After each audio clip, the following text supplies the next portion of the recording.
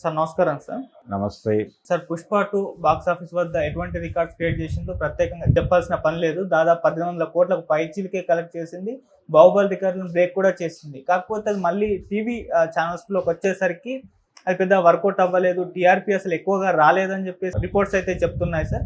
So ఇదే టైంలో అటు సంక్రాంతికి వస్తున్నాం, అటు బాక్స్ ఆఫీస్ వద్ద రికార్డ్స్ కలెక్ట్ చేసింది. ఇటు సినిమాల టీవీలోకి వచ్చినప్పుడు ఇక్కడ కూడా వర్కౌట్ అయిపోయిందని చెప్తున్నారు. మరి 'పుష్ప 2' విషయంలో ఎందుకు ఇది ఫెయిల్ అయింది? సంక్రాంతికి వస్తున్నాం ఎందుకు సక్సెస్ అయింది సార్? మీరేం చెప్తారు? అంటే సంక్రాంతికి వస్తున్నాం అనే దానికి సంబంధించి టీవీలు చూసేటువంటి ఆడియన్స్ వేరు. ఓకే. టీవీ ఆడియన్స్ మైండ్ సెట్‌కి దగ్గరగా ఉండేటువంటి కంటెంట్ అది. ఏది సంక్రాంతికి వస్తున్నాం అనేది ఒక ఎంటర్‌టైనింగ్ వేలో నడిచిపోయే సినిమా. హ్మ్. అదేమో యాక్షన్ జానర్ సినిమా. ఏది 'పుష్ప 2' అనేది. యాక్షన్ జానరు, పైగా అది సీక్వెల్.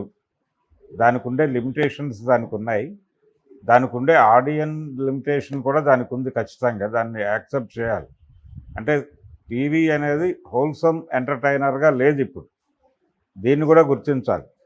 ఆ సెగ్మెంట్లో ఇప్పటికీ రన్ అవుతున్నటువంటి ఆడియన్స్ సంఖ్య పరిమితం. ఆ పరిమితమైనటువంటి ఆడియన్సు ఆ సినిమాకి కనెక్ట్ అయ్యారు. వాళ్ళకున్న పరిమితుల్లోనే. వాళ్ళు ఈ సినిమా పట్ల అంత అనురక్తి ప్రదర్శించలేదు. అంటే ఒక ఏజ్ గ్రూప్ వాళ్ళు అక్కడ ఉన్నారు ఇప్పటికీ. అంటే టీవీ సీరియల్సు ఈ కంటెంట్ చూస్తున్నటువంటి ఆడియన్స్కి అది కనెక్ట్ అయింది. సంక్రాంతికి వస్తున్నాం అనేది. వాళ్ళు దీంతో కనెక్ట్ అవ్వాలి, దీంతో ట్రావెల్ అవ్వాలి 'పుష్ప 2'తో.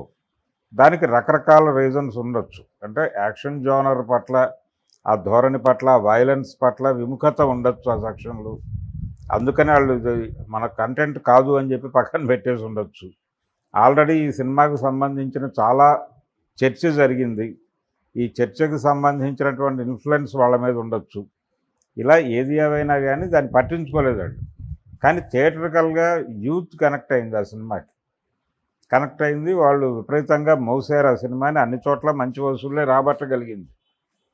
అలాగే అది లోకల్ మార్కెట్ సినిమా పర్టికులర్గా. ఏది సంక్రాంతికి వస్తున్నాం అనేది పూర్తి స్థాయి లోకల్ మార్కెట్ సినిమా. ఇదేమో పాన్ ఇండియా సినిమా 'పుష్ప 2' అనేది. అందుకని దీనిలో నేటివ్ కనెక్టివిటీ అంత బలంగా ఉంటుందా? ఒక జనరేషన్ బ్యాచ్. అంటే వీళ్ళందరూ కూడా ఇప్పటికీ పాత సినిమాలు గొప్పగా ఉంటాయని, కొత్త సినిమాలు బాగుండవని అలాంటి నిశ్చితాభిప్రాయాలు కూడా కలిగి ఉంటారు ఈ జోనర్ ఆడియన్స్, ఈ సెట్ ఆఫ్ ఆడియన్స్. ఇప్పుడు టీవీలు చూస్తున్నవాళ్ళు చాలా ఇళ్లలో టీవీలు మోగబడిపోయినాయి. కేబుల్ ఆపరేటర్లకు డబ్బులు కట్టడం అనే పని ఆగిపోయి చాలా కాలమైంది. కేబుల్ ఆపరేటర్ల పరిస్థితి గందరగోళంగా ఉంది. ఇంటర్నెట్ మాత్రమే నడుస్తోంది. ఇంటర్నెట్లో ఎవరి కంపార్ట్మెంట్లోకి ఏం కావాలనుకుంటే అది డంప్ చేసుకుని చూస్తున్నారు. పక్క కంపార్ట్మెంట్ వాడికి, యువతలోడి కంపార్ట్మెంట్కి తేడా ఉంది. తండ్రి కంపార్ట్మెంట్లో డంప్ అవుతున్న కంటెంట్కి, కొడుకు కంపార్ట్మెంట్లో డంప్ అవుతున్న కంటెంట్కి తేడా ఉంది. హోల్సమ్ ఎంటర్టైన్మెంట్, కలిసి కూర్చుని ఎంటర్టైన్మెంట్ పొందటం అనే కార్యక్రమమే వెళ్ళిపోయింది. మన స్మృతి పదంలో నుంచి చెరిగిపోయిన సందర్భం అది. అందుకని ఇప్పటికీ కొన్ని ఇళ్లలో టీవీలు ఉన్నాయి, కొన్ని ఇళ్లలో మాత్రమే టీవీలు ఉన్నాయి. ఆ టీవీలు కూడా ఎవరి కోసం ఉన్నాయంటే ఒక లిమిటెడ్ ఆడియన్స్ ఉన్నారు. రోజు పని అయిపోయిన తర్వాత అలా టీవీ పెట్టుకుని కాసేపు చూసేటువంటి బ్యాచ్ ఇంకా ఉంది. పూర్తిగా ఆ జనరేషన్ నిర్మూలన కాలేదు. దాని మీద ఆధారపడి టీవీ బతుకుతోంది ఇప్పటికీ. అందుకని నెమ్మదిగా ఎంటర్టైన్మెంట్ ఛానల్స్ కూడా ఓటీటీలుగా మారిపోతున్నాయి. అలాగే యాప్ల్లోకి వచ్చేస్తున్నాయి ఇవన్నీ. టోటల్ వాళ్ళ కంటెంట్ని యాప్లో డంప్ చేసేసి బయటకు పంపిస్తున్నారు. ఈటీవీ విన్ లాగా. ఈ ప్రోగ్రాం జరుగుతోంది అనే వాస్తవాన్ని కూడా మర్చిపోకూడదు ఇక్కడ. ఆ వచ్చిన టీఆర్పీ చూసిన ఆడియన్స్ వాళ్ళ మైండ్ సెట్ దానికి కనెక్ట్ అవ్వడం చేత ఆ సినిమాకి టీఆర్పీలు వచ్చినాయి, ఈ సినిమాకి రాలేదు.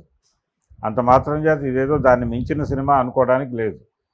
అది ఒక ఏజ్ గ్రూప్ వాళ్ళని ఇది పట్టుకుంటే మిగిలిన టోటల్ అన్ని ఏజ్ గ్రూప్ల వాళ్ళని ఇది పట్టుకుని థియేటర్లో సక్సెస్ అయింది 'పుష్ప 2'.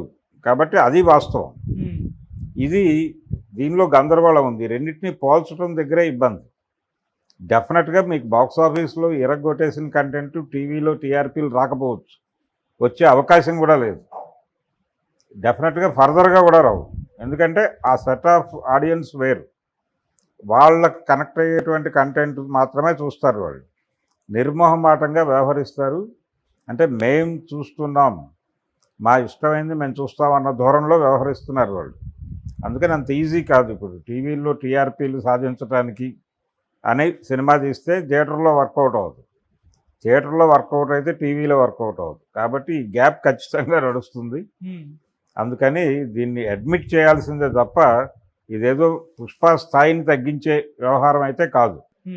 ఈ టీఆర్పీలు ఇక్కడ రాకపోయినంత మాత్రాన ఆ సినిమాకి వచ్చిన నష్టమేం లేదు. ఓకే. ఆ శాటిలైట్ రైట్స్ కొనుక్కున్న వాడికి నష్టం రాకుండా ఉంటే చాలు, వాళ్ళకి అంతకుమించి ఏమీ లేదు. ఓకే. అలాగే ఓటీటీల్లో ఎలాగో ఉంది ఆ సినిమా, ఆల్రెడీ కంటెంట్ అవైలబిలిటీ ఉంది, ఆ సినిమా కూడా అవైలబుల్లే. కాకపోతే ఓటీటీల ఛాయలు కూడా లేనటువంటి ఆడియన్స్ ఉన్నారు అక్కడ ఇప్పటికీ. అవును. వాళ్ళు ఉండటం వలన అది బతికింది. ఉమ్. వాళ్ళకి కనెక్ట్ అయ్యే టాపిక్ కాబట్టి అది నడుస్తోంది. ఓకే. వాళ్ళకి కనెక్ట్ కాని టాపిక్ కాబట్టి దీని జోలికి రావట్లేదు. అంతకు మించి వేరే కారణం ఉండే అవకాశమే లేదు. సార్, కొన్ని సినిమాలు బాక్స్ ఆఫీస్ వద్ద ఫెయిల్ అవుతాయి, ఓటీటీలో టీవీలలో సక్సెస్ అవుతూ వస్తాయి. ఇప్పుడు గేమ్ చేంజర్ చూసాం, ఓటీటీలో సూపర్ సక్సెస్ అయిందని చెప్తున్నారు. అండ్ గతంలో కూడా మహేష్ బాబు గారి కలేజా కానివ్వండి, లేకుంటే ఎన్టీఆర్ గారు ఊసరవెల్లి, ఇలా చాలా సినిమాలు టీవీలో ఇప్పటికి వచ్చినా కూడా అలా కూర్చొని చూస్తూ ఉండిపోతారు. అవేమో బాక్స్ ఆఫీస్ వద్ద ఫెయిల్ అవ్వడం, దీనికి ఏమన్నా రీజన్స్ ఉంటాయా సార్? ఆడియన్స్ థియేటర్కి ఓపెనింగ్ వెళ్ళేటువంటి ఆడియన్స్కి ఆ సినిమాలు కనెక్ట్ కాల. అంటే వెరీ ఫస్ట్ డే వెళ్ళే ఫ్యాన్ బేస్డ్ ఆడియన్స్ ఉంటారు కదా, వాళ్ళకి అది కొంత ఇబ్బందికరంగా అనిపించడం వల్ల మౌత్ పబ్లిసిటీ తేడా సినిమా థియేటర్లో ఇబ్బంది అయింది. కానీ టీవీలోకి వచ్చేసరికి హోల్సమ్ ఎంటర్టైన్మెంట్ అయింది. అందరూ కలిసి చూసేటప్పుడు వేరు వేరు ఏజ్ గ్రూపుల వాళ్ళకి కూడా అది ఎంటర్టైనింగ్గా అనిపించింది. ఏది కలేజా సినిమాలో డైలాగులు పర్టికులర్గా మహేష్ బాబుతో జరిపించినటువంటి ఎంటర్టైనింగ్ హీరోయిజం అనేది కనెక్ట్ అయింది. ఆ ఏజ్ గ్రూప్ వాళ్ళు ఆ రోజున థియేటర్కి కదల్లా. ఆ టైటిల్ ప్రభావం కావచ్చు, మహేష్ బాబు సినిమా మనకెందుకులే అనుకుని ఉండొచ్చు, వాళ్ళు కదలలేదు. కానీ టీవీలో అలా వచ్చేటప్పుడు చూసి కనెక్ట్ అయిపోయి దాన్ని పదే పదే చూడటం మొదలుపెట్టారు. యూట్యూబ్లో వెతుక్కుని చూడటం మొదలుపెట్టారు. దాంతో ఇక్కడ హిట్స్ విపరీతంగా వస్తున్నాయి. యూట్యూబ్లో హిట్స్ విపరీతమే ఆ సినిమాకి. అలాగే ఇక్కడికి వచ్చేసరికి థియేటర్లో ఫెయిల్ అయ్యి టీవీలో అది ఎప్పుడు వేసినా సరే కలేజా వస్తుంది కాసేపు చూద్దాం అని కూర్చుంటున్నారు. థియేటర్ కంటే డబ్బులు పెట్టుకుని ఆ పని మీద వెళ్ళాలి అన్న మూడ్ క్రియేట్ చేయాలి ఆ సినిమా.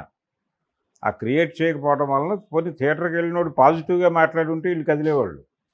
అది లేదు. సినిమా చాలా నసగా అనిపించింది అన్నారు. ఓపెన్ డైలాగ్ అది. ఆ రోజున మార్నింగ్ షో నుంచి బయటకు వచ్చిన ప్రేక్షకుడు చెప్పిన మాట. త్రివిక్రమ్ దెబ్బ కొట్టేశాడు, ఇదే మాటలు నడిచినాయి. దాని ప్రభావం పడి వీళ్ళు థియేటర్ల దగ్గరికి వెళ్ళాలి. అప్పటికి ఇంకా మల్టీప్లెక్స్లు బలవలేదు, అలాగే మల్టీప్లెక్స్ ఇన్ఫ్లుయెన్స్ పెరగలేదు, సింగిల్ స్క్రీన్స్ హవా నడుస్తున్న రోజులే. అయినప్పటికీ ఆ రోజుకున్నటువంటి రేట్లలో కూడా ఎఫర్ట్ చేయదలుచుకోలేదు, జనాలు చేయలేదు. రెండోది కంటెంట్ అవైలబిలిటీ అనే గొడవ కూడా లేదు ఆ రోజున. థియేటర్ నుంచి సినిమా వెళ్ళిపోతే మళ్ళీ అది ఎప్పుడైనా ఎవడైనా యూట్యూబ్లో పెడితే చూడటమే తప్ప వేరే ఓటీటీలు ఇతర ఆప్షన్స్ కూడా లేని రోజులు అది. కలేజా సినిమా మరీ అంత అడ్వాన్స్డ్గా ఏం రాలేదు, అది వచ్చి చాలా కాలమే. అందుకని ఏ రకంగానూ ఈ సినిమా మన కప్ ఆఫ్ టీ కాదు అనుకుని వాళ్ళు దూరం పెట్టేశారు. టీవీలో రావడం మొదలుపెట్టాక వాళ్ళు దానికి అలవాటు పడ్డారు, ఎడిక్ట్ అయ్యి చూస్తున్నారు. అయితే మొదట్లో వ్యతిరేకించిన సెక్షన్ ఇప్పటికీ వ్యతిరేకంగానే ఉందని. వాళ్ళేమి ఈ సినిమా టీవీలో సక్సెస్ అయింది కాబట్టి, లేకపోతే యూట్యూబ్లో సక్సెస్ అయింది కాబట్టి దాని వెనకాల వెళ్ళట్లా. వాళ్ళకి తెలుసు దాని గొడవ ఏంటో. అందుకని చాలా సినిమాలు ఉంటాయి ఇలాంటివి. అంటే కృష్ణావతారం సినిమా యూట్యూబ్లో తెగ చూశారు జనాలు, థియేటర్లో అంత చూడలేదు. ఇప్పుడు ఆ డైలాగ్స్ ముందుకి వెనక్కి జరిపి మరీ చూసుకుంటున్నారు. అలాగే టీవీలో ఎప్పుడైనా జర్నీలో ఆ సినిమా వస్తే చూస్తున్నారు కూర్చుని. ఎందుకు చూస్తున్నారంటే ఇదే గ్యాపే.